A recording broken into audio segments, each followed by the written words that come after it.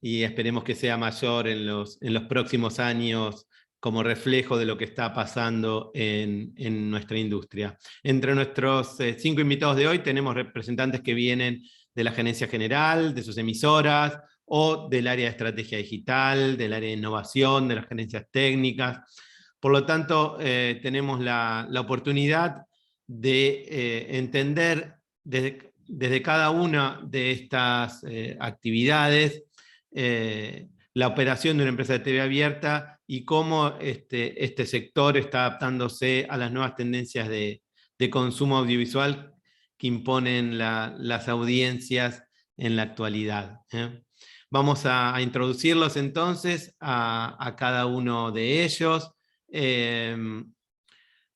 Tenemos a Mónica Zuluaga, ella es directora de Mercadeo Digital e Innovación de Caracol Televisión de Colombia. Leticia Viola, ella es gerente digital de Ecuavisa de Guayaquil, Ecuador. Ramiro Avendaño, él es presidente del Canal 1, el nuevo canal colombiano, también en Bogotá. Orlando Bernal, él es CTO de RTBC, el sistema de medios públicos colombiano, también está, nos visita desde Bogotá. Y Luis Camacho, finalmente, él es gerente de estrategia, contenidos y programación de Latina TV de Perú, y está allí en Lima. Vamos a comenzar entonces directamente para aprovechar el tiempo que tenemos, el corto tiempo que tenemos. Vamos a comenzar con Mónica entonces. Mónica, un departamento de innovación interna como el que te ha tocado montar en un gigante de la televisión como es Caracol, se intuye como una herramienta muy valiosa para reorientar la estrategia digital de una empresa de TV abierta. ¿Dónde están colocando los mayores esfuerzos en cuanto a innovación en la actualidad? Bueno, buenos días primero a todos.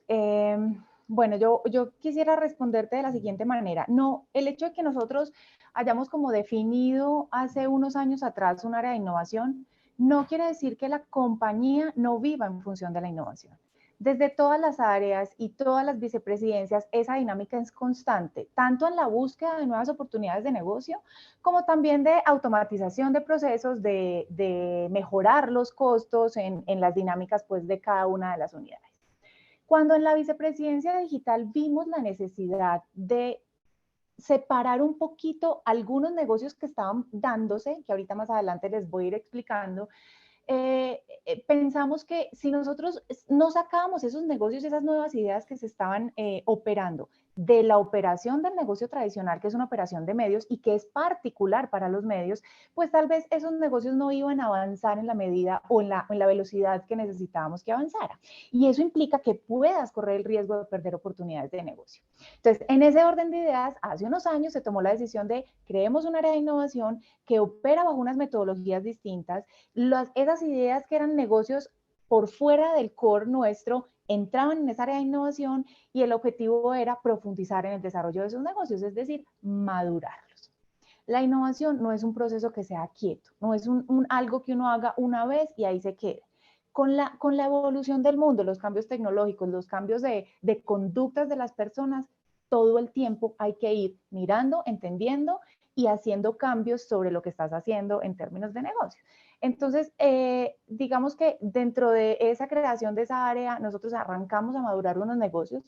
Uno de ellos es nuestro OTT, que lleva muchos años, digamos, tiene unos 9 años ya al aire, pero ha tenido muchos cambios que es natural y los que tendrá, porque estamos en una constante evolución. Entonces, llevar como a una etapa más alta de madurez de ese negocio es uno de los temas que tenemos, uno de los focos que tenemos dentro de esa área de innovación digital. También el negocio de música, que es un negocio, digámoslo, nuevo, porque lleva 3 años en la compañía. Entonces, la forma en la que encontramos en ese negocio y lo construimos y lo maduramos en el camino, y todas los negocios, porque son varios que hay alrededor de la distribución y monetización del contenido en plataformas o en el ecosistema digital. Eso no es lo único que estamos trabajando, Ariel. nosotros hace poco, relativamente poco, creamos una compañía, un Media Lab, que se encarga de como recoger todas esas iniciativas que tiene la compañía y acompañarnos en el proceso de conceptualización y desarrollo de esos negocios. ¿Y por qué una compañía aparte? Por lo mismo que les dije al principio. Porque si nosotros nos quedamos operando los negocios y creando innovaciones, eso se enreda y se atranca y no se mueve al ritmo que se tiene que mover. Entonces empezamos como a tener ciertos clusters y a dividir ese tipo de iniciativas dentro de la compañía.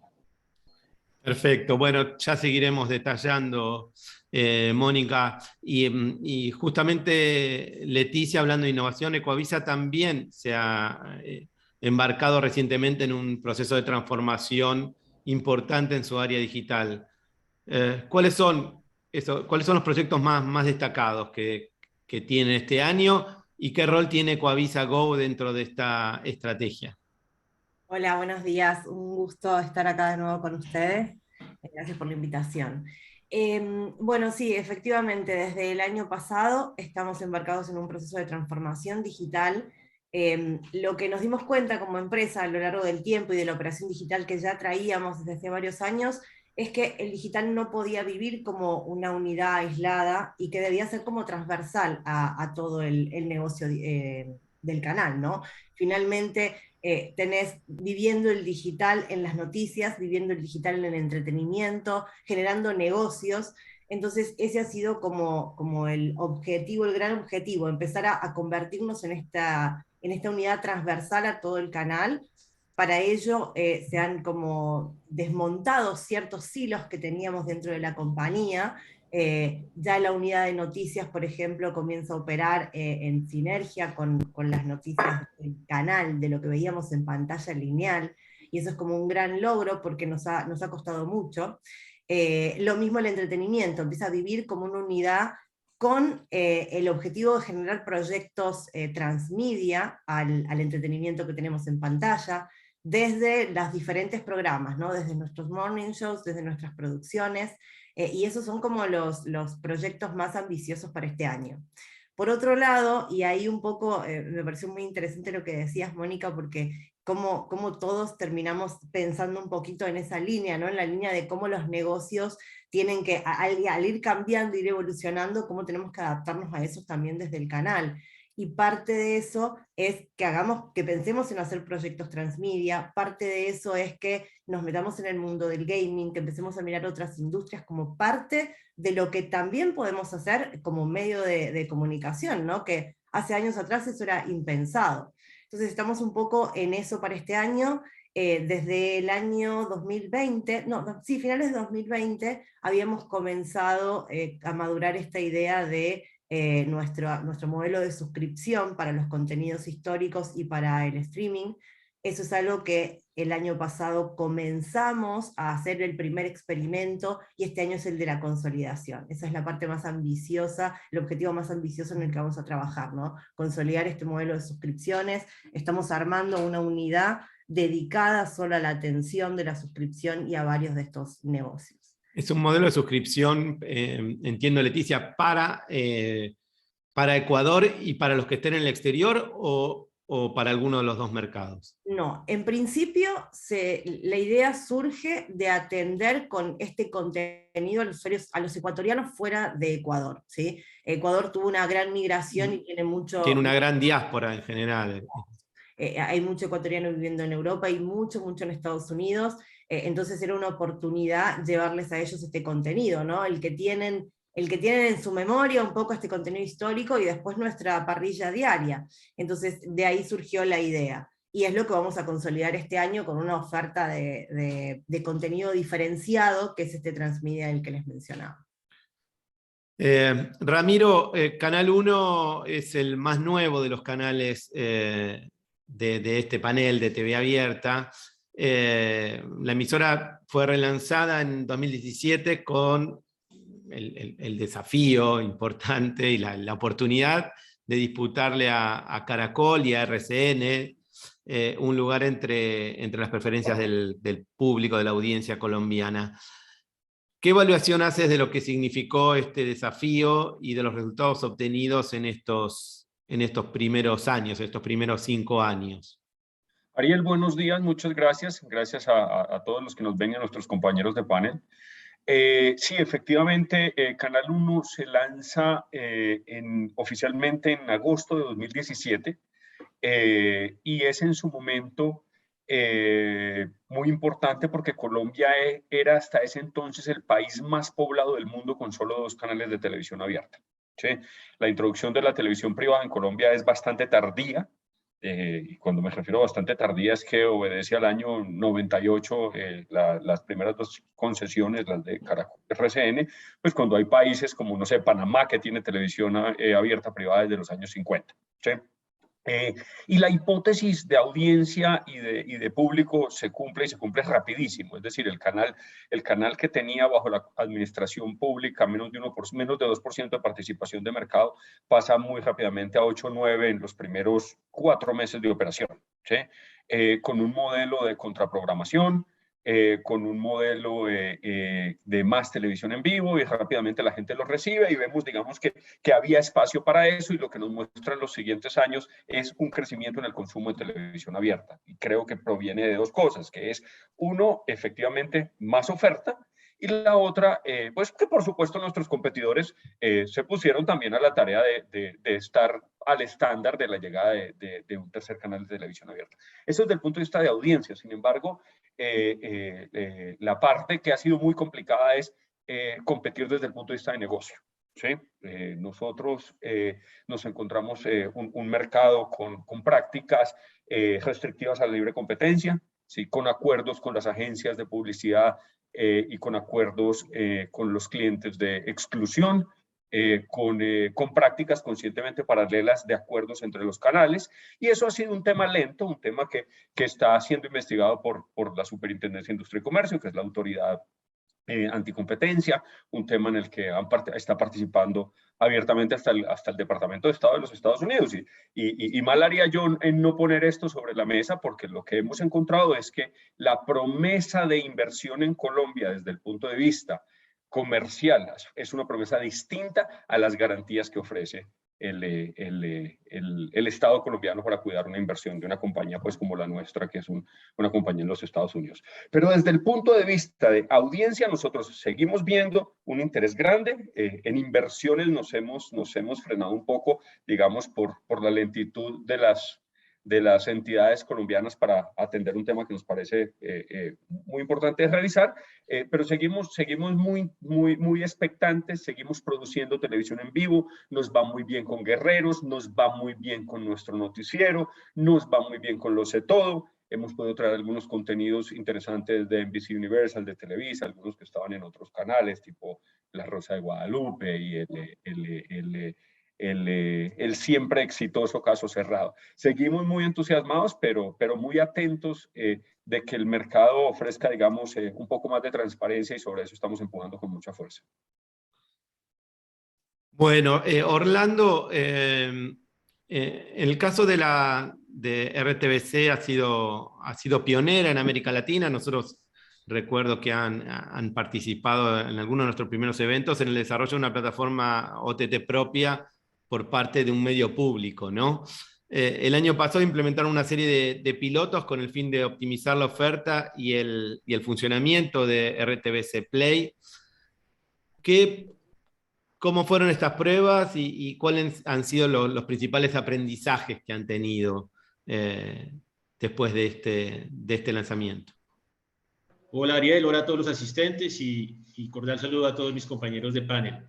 Sí, RTBC Play pues a nivel público fue el pionero de una plataforma de este tipo. Nosotros lanzamos la plataforma en el 2016.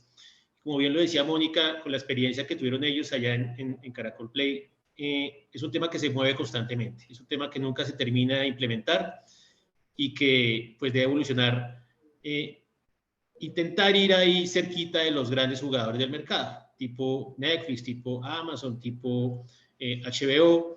Infortunadamente para nosotros, pero pues es la realidad del mercado, a nosotros nos comparan con ellos. El usuario final no discrimina, sino dice, ¿por qué no tiene la misma funcionalidad de Netflix? Cuando pues, la inversión en tecnología y desarrollo de Netflix al año supera los $2.000 millones.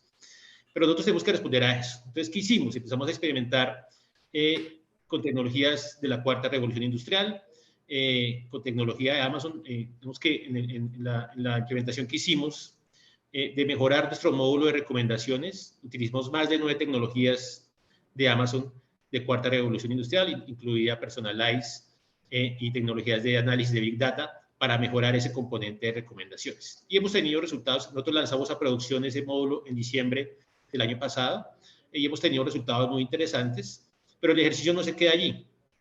También hemos ahondado en conocer más a nuestras audiencias porque cambian mucho de un momento a otro en este tipo de plataformas. También depende mucho del contenido. Identificamos que la mayoría de la gente ingresa desde dispositivos móviles, cerca del 80% de la gente que consume RTBS Play ingresa desde dispositivos móviles, y nos concentramos, pues una de las fuentes de información fue las evaluaciones de las tiendas de dispositivos. Ahí nos dimos cuenta que hay un trabajo importante que hacer en dispositivos Android, que es de nuestros consumidores, cerca del 86% lo hacen a través de dispositivos Android, y nos concentramos en hacer un seguimiento puntual de qué eran las quejas, en qué podía estar fallando la plataforma, y pues implementamos un equipo de seguimiento a esos inconvenientes y de solución en el menor tiempo posible a esos inconvenientes. Eso nos ha permitido escalar bastante en esa evaluación, hemos mejorado mucho, los tiempos de respuesta han mejorado, los tiempos de permanencia en las plataformas, en la plataforma han mejorado. Entonces, estamos muy contentos por esos resultados. Creemos que toca echar mano de las tecnologías disponibles, y eso nos hace, digamos, estar cerca a los grandes competidores, aunque nuestro objetivo final es distinto, no va tanto enfocado a la generación de ingresos, sino a la construcción de ciudadanía. Pero repito, el usuario final no distingue los recursos que hay en el back, sino ellos quieren una experiencia de usuario muy similar en todas las plataformas. Sí, por supuesto, ya se ha transformado en un estándar, digamos, o hay como un piso de expectativas por parte de los usuarios, porque realmente, digamos, la tecnología ha evolucionado mucho. Y una de las, hablando de ingresos, una de los nuevos modelos que han surgido son los modelos FAST. Pero Luis, vamos a introducir también a Latina TV, con la excepción de México y Colombia. Al resto de los países latinoamericanos le ha resultado prácticamente imposible posicionarse como usinas de producción de contenidos televisivos que puedan realmente trascender sus fronteras y tener éxito internacional.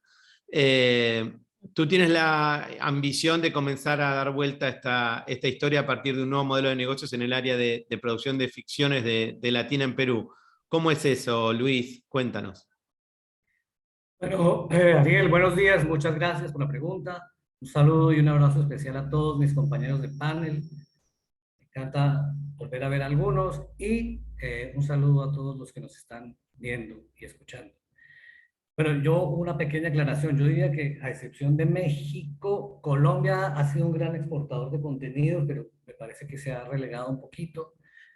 Al igual que Argentina, está pasando estamos cambiando los modelos. Y Chile, diría hoy que en el ámbito de América Latina es un gran exportador de contenidos de guión, digamos, de libretos, de historia, aunque no está, sí exporta sus series y sus novelas, no las vemos en el resto de América Latina, pero sí las vemos en el resto del mundo. Chile pone muchísimo contenido en Europa, en África y en Asia, y yo creo que, al igual que también como México y Colombia lo hacen. Incluso Ramiro habló de uno de nuestros productos que exportamos del Perú, que es Guerreros, que lo tiene de número 1 allá, y el cual tuve la oportunidad de ayudar a construir hace más de 10 años aquí en el Perú. Aquí se llama Esto es Guerra, y sigue llamándose así, y sigue siendo exitoso. Entonces hay países que algo exportamos, pero el plan que estamos trabajando en Latina Televisión, que tiene que ver con una visión nueva de este negocio y sobre todo de este mercado. Las pautas y la inversión publicitaria en Colombia no son las mismas que en Chile, y no son las mismas que en Argentina, y no son las mismas que en Ecuador, y no son las mismas que en el Perú. Cada país tiene un número diferente de canales, y y cada país tiene un número diferente de inversión publicitaria. Es increíble que en el Perú, perdón, que en Ecuador tengan 5 o 6 canales y sea una de las pautas publicitarias más pequeñas de América Latina. Entonces, es muy difícil ver los mercados y es por eso que es difícil evolucionar. Entonces, viendo que cada mercado tiene una realidad propia, nosotros estamos evolucionando el mercado del Perú, que es, yo diría que en términos medios no es tan grande como el de Colombia, no es tan grande, por supuesto, como el de Argentina, nunca se acercará jamás al de México, donde tiene más de 5.000, 6.000 millones de dólares solamente en inversión para televisión. Nosotros tenemos 200 millones, creo que en Ecuador hay 90, en Colombia hay también cerca de casi 300, 400 millones de dólares, en Argentina es similar. Entonces, para cambiar esa realidad, hemos pensado, primero, en que nosotros ya no somos un canal de televisión. De hecho, ya no, y estamos haciendo un cambio de cultura, nosotros ya no nos llamamos a nosotros mismos Latina Televisión, sino somos una empresa multimedios generadora y productora de contenidos. ¿Para qué? Para poder hacer y desarrollar contenidos de manera transversal. Y esto también nos permite, si bien tener nuestro concepto de canal, uno de los productos de Latina es el canal de aire o el canal que llevan a través de los sistemas de cable algunos operadores, también tenemos el desarrollo de contenidos para otras plataformas. Y en ese sentido estamos copiando un poco la propuesta que personalmente yo tuve la oportunidad de trabajar cuando fui gerente, vicepresidente de contenidos de Azteca hace unos 5 o 6 años, donde logramos hacer unos acuerdos increíbles. Tuvimos la posibilidad de realizar 2 series de televisión, Los Lagos y la otra no la recuerdo, donde el canal de televisión aportaba un X% del costo de la inversión del proyecto, un streaming que estaba surgiendo, que estaba muy fuerte y estaba empezando, era fuerte ya, pero no era tan fuerte como hoy, que era Netflix, aportaba otro X%. Por supuesto, el streaming siempre aporta menos. Y un canal de cable que en esta circunstancia fue Fox Televisión, que hoy pertenece al grupo Disney, aportó otro porcentaje muy valioso. De tal manera que pudimos realizar 2 megaseries que se fueron y fueron vistas tanto en Fox como en Netflix, como en Azteca en su momento, sin importar quién la emitiera primero, porque hoy las audiencias han cambiado y hay audiencias que lo van a ver a través de la pantalla de la televisión abierta y hay audiencias que prefieren verlo en el streaming y hay audiencias que las van a encontrar en el canal de cable o las va a ver después y las va a repetir después. Entonces, en el Perú estamos empezando a trabajar en ese tipo de modelo. Nos estamos acercando a canales de cable, nos estamos acercando a streamings, nos estamos incluso ofreciendo al streaming y, ¿por qué no?, la posibilidad de que participe también en el revenue que nosotros hagamos de la emisión en nuestro canal, con lo cual podemos todavía abaratar y bajar los costos. Y estamos desarrollando este tipo de proyectos que se nos hacen bien interesantes y que seguramente nos permitirán ya, espero que para el próximo Next TV, contarles las experiencias de lo que estamos trabajando en este año. Básicamente en eso consiste el plan. Es un plan ambicioso, pero creo que es un plan en el enfoque de lo que hablaba Mónica, un plan innovador, es un plan también atrevido, para seguir las palabras de Ramiro, y un plan que busca también satisfacer a diferentes tipos de audiencias que hoy, al final del día, son las que deciden dónde quieren ver los contenidos. Gracias, Luis. Hablamos recién de aumentar los ingresos publicitarios y han sido, digamos, furor o boom en estos últimos 2 años, el nacimiento de las plataformas denominadas FAST, en inglés Free Ad Supported Streaming TV, que son plataformas de canales lineares basadas en publicidad, de streaming basadas en publicidad. Permite a cualquier canal lineal sumarse a una grilla de canales gratuitos que son distribuidos a través de Internet. En América Latina fue conocido el modelo inicial con Pluto TV, actualmente de Paramount, y hay fabricantes de Smart TV que también están ofreciendo la oportunidad de distribuir señales de esta modalidad. hay otros que se están lanzando, algunos broadcasters como Band en Brasil también está lanzando, está ViX de Televisa Univisión en México. ¿Qué evaluación están haciendo Mónica, Leticia y Ramiro de esta oportunidad? Empecemos contigo, Mónica. Mira, yo creo que lo más importante, además escuchándolos a todos mis compañeros de panel, el reto más grande que tenemos es encontrar esa diversificación de alguna manera del negocio, partiendo del comportamiento de las audiencias que al final del día se fragmentan y se fragmentarán. En el caso nuestro, tenemos una dinámica como, yo lo diría como nosotros no nos quedamos quietos y jugamos con el riesgo responsablemente, pero hoy en día hay que asumir cierto tipo de riesgos. En términos de esos nuevos canales de distribución, hay algo que yo quisiera mencionar y que me parece importante, y es que siempre todo se basa en el comportamiento de las personas. Hace unos años decíamos, no, es que la gente consume, está migrando a consumir por demanda. Sí y no. Es decir, en ese momento hubo un movimiento muy grande a que consume por demanda, quiere consumir lo que quiere, cuando quiere y vérselo todo en una sentada un domingo. Sí, eso puede seguir pasando, pero la gente también quiere consumir lineal, también tiene momentos de consumo en que necesita que le programen y que le digan qué ver y le pongan contenido. Entonces, ¿cómo uno empieza a jugar con eso? Eso en cuanto a los modelos de consumo de las personas. Hay que cuidar el negocio, porque al final detrás hay un negocio. Entonces hay que entender de toda esa diversidad de canales de distribución, como lo mencionas, ahora los que están cogiendo mucha fuerza son los FAST, que se soportan en publicidad, que es el modelo tradicional. Entonces, ni va a haber audiencias para todos los canales, ni va a haber anunciantes poniendo plata en todos los canales. Entonces, de ese universo y ese montón de opciones que tenemos, hay que tener cuidado y hacer las elecciones correctas. En el caso nuestro, nosotros pues tenemos nuestro OTT y tenemos ciertas conversaciones y alianzas que estamos empezando a construir con otras compañías para ese modelo, pero también como tenemos un volumen y una calidad de contenido importante, nos volvimos ahora más sexys que nunca y llegan a buscar el contenido.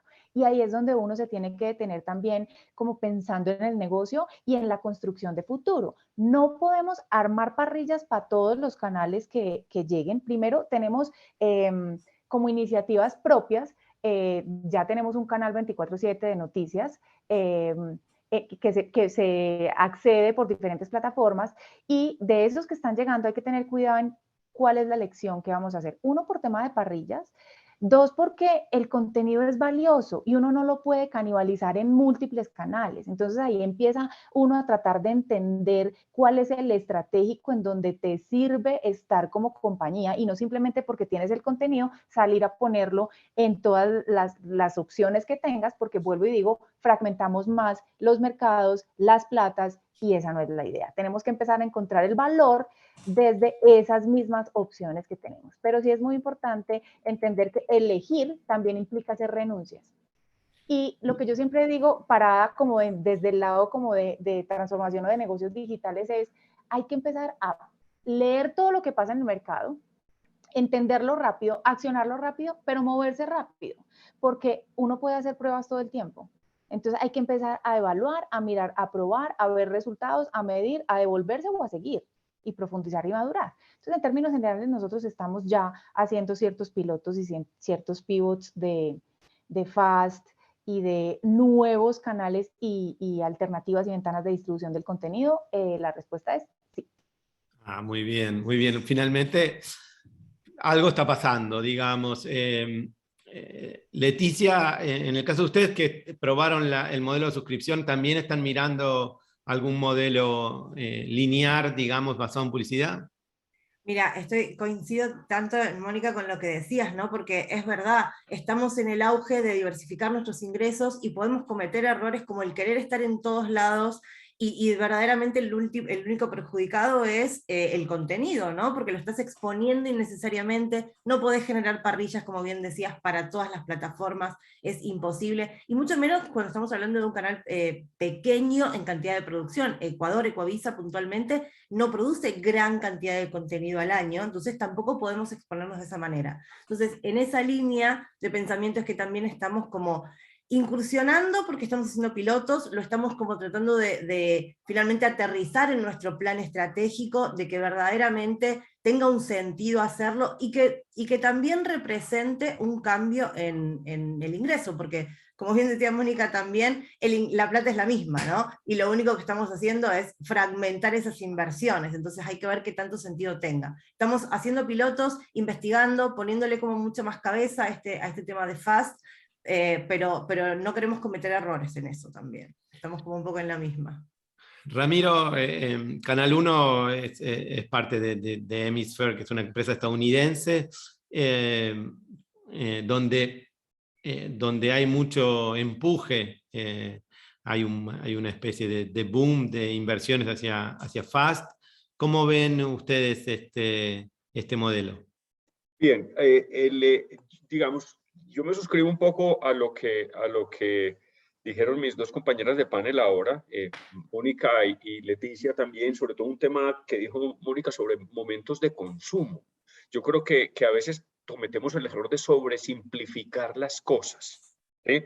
Y el consumidor no es ni lineal, ni es on demand, ni es el mismo por la mañana, ni por la tarde, ni los domingos. Y yo quiero poner un ejemplito rápido, y era, nosotros tuvimos el sultán en el aire un buen tiempo, el gran Suleimán, justo después de nuestro noticiero, Noticentro 1 CMI, que tiene un perfil así súper ejecutivo, etcétera, etcétera, y veíamos un montón de arrastre de dos audiencias que parecían tan distintas, que en nuestra definición eran tan diferentes, y simplemente eran audiencias que estaban en momentos de su día distintos. Y yo creo que ahí el error es sobresimplificar. Y no quiero alargarme, pero pongo un ejemplo simple. Yo hace 22 años o 21 años estaba trabajando, yo, digamos, mi carrera larga es del mundo de telecomunicaciones. Hace 22 años estaba trabajando en el tema de agencias de viajes digitales.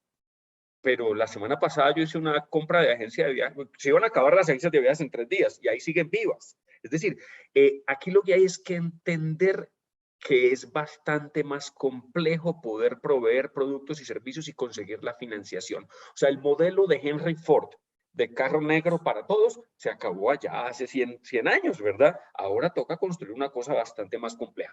Nosotros estamos trabajando también en eso, y ahí separemos un poco Hemisphere de Canal 1. Hemisphere mucho más avanzado. Hemisphere es dueño de una plataforma de streaming que se llama Pantalla, con mucho éxito para el mercado latino, muy de nicho, muy específico, como Hemisphere lo ha hecho con otros canales muy de nicho, es decir, Cine Latino y Pasiones, y sus canales en Estados Unidos muy de nicho, a diásporas específicas, Dominicana TV, Guapa, Centroamérica TV. Nosotros somos un canal más generalista y en otro estado, además con otro tamaño. Nosotros hoy, nuestro streaming todavía es una herramienta para la pantalla principal. Es una herramienta de conocimiento de comportamiento, es una herramienta de fidelización. Pero nos hemos atrevido, por ejemplo, en el mundo publicitario a hacer publicidad de otra gente. O sea, nosotros tenemos activos anunciantes como DirecTV Go, Win Sports, hemos trabajado con HBO, con Netflix, con Amazon Prime, hemos tenido capítulos completos de Amazon Prime, entendiendo que ya el asunto de la competencia es diferente, que la gente va y viene. Hoy nosotros utilizamos las plataformas principalmente para invitarlos a la pantalla principal, y estamos trabajando en entender cuál debería ser ese siguiente paso. Y siendo claros y humildes en el asunto, para nosotros es muy temprano para pensar, por ejemplo, en modelos de suscripción, etcétera. Nosotros hoy lo que las usamos de fuentes de conocimiento y hacemos experimentos. Porque, Luis, una cosa que hemos hecho chévere, y volviendo a Guerreros o Esto es Guerra, es que hemos, por ejemplo, terminado la emisión en el aire, seguido al noticiero, que es el siguiente programa, y nos hemos quedado 15 minutos más online. Y de repente se te cuentan 100, 150, 200, 250,000 personas que saben que siguen allá, porque también reconocemos que el público de Guerreros no se va a quedar viendo nuestras noticias. O sea, va a haber unos, pero tenemos que saber que hay unos que se van de Guerreros, quedaron felices y se van a ver MasterChef, o se van a ver Yo Me Llamo. Tenemos que entender que la audiencia es inteligente y escoge a dónde ir. Entonces lo que tratamos es de sacarles el máximo provecho dentro de nuestras plataformas, pero todavía no tenemos una definición estricta de cómo vamos a hacerlo en el futuro.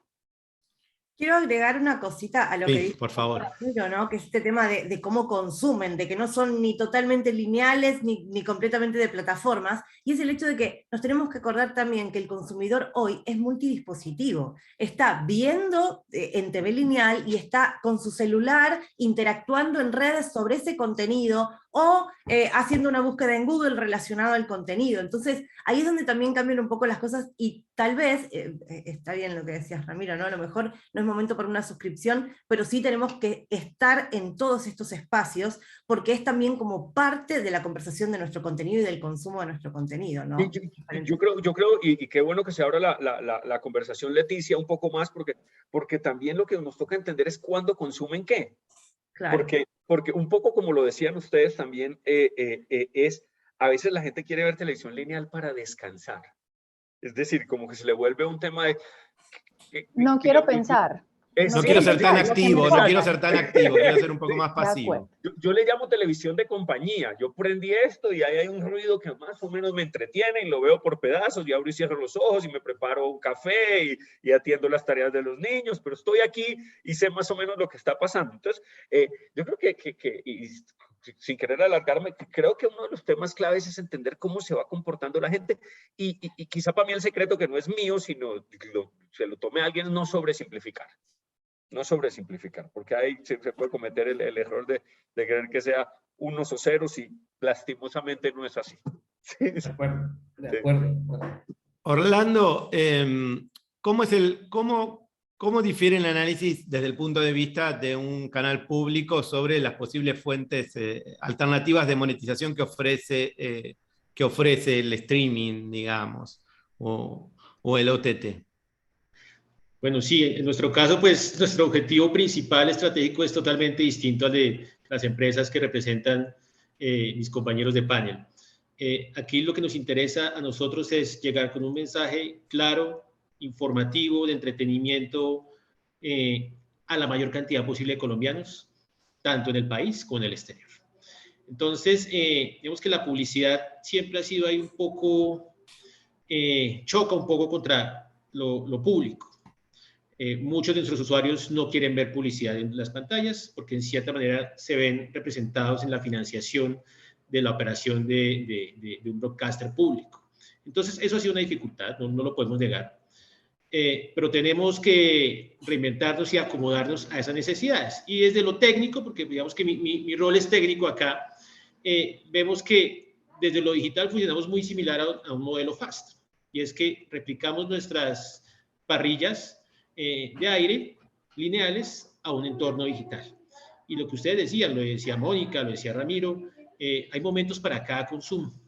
Y hay gente que consume en su casa, en un plan mucho más relajado, prende el televisor con una mejor definición, noticias. Eso es un nuevo producto que tenemos que es RTVC Noticias, que ha sido muy exitoso. Pero a veces también quiere ver en el transporte público, saliendo un poquito del tema central a la radio. Entonces uno va en el carro y prende el radio y oye noticias, se actualiza de los temas del día. Entonces nos tenemos que ser muy inteligentes de cómo llegar a nuestros usuarios utilizando todas las plataformas disponibles. Por eso aquí nuestro objeto riñe un poco con la estrategia de los privados y es que yo elegir, lo decía Mónica, elegir a qué usuario le llego, en qué momento y de qué pantalla. Y sacarle provecho, maximizar la utilidad en esa selección de esa pantalla. Nosotros operamos distinto. Nosotros tenemos que llegarle a la mayor cantidad posible de colombianos y para eso creo que hay que aprovechar las ventajas que tiene el modelo FAST, que primero veo que está orientado al tema de la movilidad. O sea, uno ve, por ejemplo, el ejemplo de Pluto, es una plataforma que funciona muy bien en dispositivos móviles, está muy bien evaluada y la gente pues goza de los beneficios de la programación lineal, es decir, que no me toque pensar mucho, sino que piense por mí, elijo un canal ya de los favoritos y veo una programación lineal, pero en un entorno móvil. Y segundo, el tema de ese consumo free. Digamos que aquí la pandemia también intervino bastante, y es que mucha gente estando en sus casas ahora, trabajando también, o a veces sin trabajo, pues digamos que el impacto económico que tuvo la pandemia, pero ya tiene una conectividad local. Entonces lo que hacía era desconectarse de su cable operador y aprovechar esa conectividad y entrar a una plataforma de estas tipo FAST. Entonces creo que nosotros ahí tenemos una mixtura de beneficios del esquema FAST, pero respetando y conociendo muy bien a nuestra audiencia y honrando nuestro principio misional, que es llegarle con muy buena información, con muy buenos contenidos a la mayor cantidad posible de colombianos, repito, tanto en el país como en el exterior. Luis, ¿qué impacto está teniendo en TV abierta, en la TV abierta peruana, el auge del consumo de contenidos a través de plataformas de streaming y la gran adopción de televisores conectados, de Smart TV que se observa en el país? Gracias por la pregunta. Un poco para cerrar también y para sumarme a lo que decían varios de mis compañeros, nosotros en Latina Televisión, que ya como les dije no somos un canal sino una empresa multiplataforma, multicontenidos, nosotros también estamos en el tema de que nos parecen muy divertidos, muy buenas personas, todos estos sistemas de streaming FAST que nos ofrecen llevarse todo el contenido y nos divertimos mucho, pero no les estamos entregando ningún contenido. Entre otros porque nosotros vivimos de las audiencias y las audiencias, esas audiencias que se van en esos sistemas no son medidas. Entonces, hasta que no sean realmente medidas, digamos, no son interesantes para hacer una suma como parte de negocio. Lo que sí es cierto es que gracias a la pandemia, como decía Orlando, cambió muchísimo los hábitos de consumo de la televisión abierta en el Perú, pero también los hábitos de consumo del cable. El cable hasta enero de este año era quizás el canal, la suma de todos los cables era el canal más importante de la televisión en el Perú. Hoy es el tercero y pasó a ocupar ese puesto la suma de todos los sistemas de streaming, y léase aquí también streaming como Netflix, como Disney Plus, como Paramount, que son pequeños, pero también YouTube, Facebook, etcétera, etcétera, que es en la suma que Ibope nos entrega día a día, se han convertido en el canal número 1 de consumo en el Perú. Es interesante eso, pero es también hay que verlo bajo el tema del negocio. Mientras ellos suman muchísimos contenidos para hacer un número, nosotros ese número lo hacemos por minuto y lo hacemos quizás redoblando la cantidad de audiencia posible que llega fragmentada a todo ese grupo que hoy se llama NSI, que es contenido de Internet. Sin embargo, es interesante ver cómo se están moviendo, cómo en el Perú están surgiendo gran cantidad de movimientos, de canales. Yo digo que hoy cada persona es un competidor para cualquier forma de televisión, cualquiera se le ocurre bailar o hacer chistes y saca su canal de televisión y se empiezan a sumar allí y cada vez se fragmentan más los contenidos. Pero nosotros en nuestro medio, lo que nos interesa es proteger nuestro contenido, volver muy rápido. Curiosamente, yo soy el más viejo de todos ustedes. Yo nací con la televisión en vivo y la televisión abierta en vivo, y estoy viendo el final de la televisión otra vez en vivo. Hoy, eso es lo que está volviéndose más importante y más valioso, porque es, como dice Ramiro, la gran compañía, es la forma de acompañar a nuestras audiencias y de tenerlas, porque el vivo es la gran innovación. La gente no sabe qué va a pasar en ese vivo, mientras que el otro ya lo sabe y lo puede parar y volver a ver después. Entonces estamos regresando a sistemas de televisión, digamos que tienen que ver con el origen mismo de la televisión. Me has hecho acordar, Luis, perdón, de una pequeñísima anécdota. Hace unos 3 años me subí con mi hijo, en ese entonces de 5 años, en un Uber, y coge la palanca del vidrio del carro del Uber, desconoce el aparato ese, da unas vueltas y dice: papi, mira qué cool. Claro, era el original. Finalmente, pero un poco eso. Sí, finalmente estamos volviendo, exacto, al mismo modelo, pero desde otra, digamos, a un nuevo modelo de transmisión, pero el producto es relativamente similar, aunque quizás, como decía Mónica o como decía Leticia, quizás aparezcan nuevos canales segmentados, nuevos contenidos muy específicos.